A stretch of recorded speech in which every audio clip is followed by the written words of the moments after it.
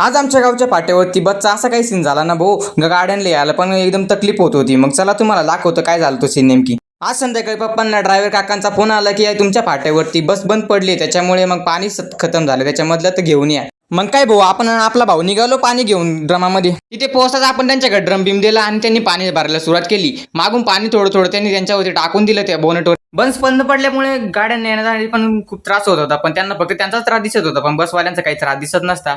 पण मग त्यांना आता कोण सांगेल की आपण रोज बसने प्रवास करतो, त्याच्यामुळे आपण पण थोडं सहकार्य करायला पाहिजे त्याच्यामध्ये. पण मग आता लोकांना कोण सांगणार. बाकीचे लोक फक्त पाहत होते, निघून जात होते. ड्रायव्हर काकांची लाईफ पण सोपी नाही भाऊ. ज्या ठिकाणी ते बसतात ना त्या ठिकाणून इतकं हिट बाहेर पडते ना, तिथे इतकं चटके लागतात, पण मग ते आपल्याला तरी पण प्रवास घेऊन जातात. मागून ड्रायव्हर काकांनी हात धुवून घेतले, ड्राम आपल्याकडे दिला आणि आपण निघालो भाऊ आपल्या घरी. जर तुम्हाला पण असे गरजू माणसं दिसत असतील तुमच्या आसपास तर त्यांना पण मदत करत जा आणि आपल्याला पण सपोर्ट करत जा. आपल्या व्हिडिओला लाईक अँड कमेंट आणि शेअर नक्की करत जा.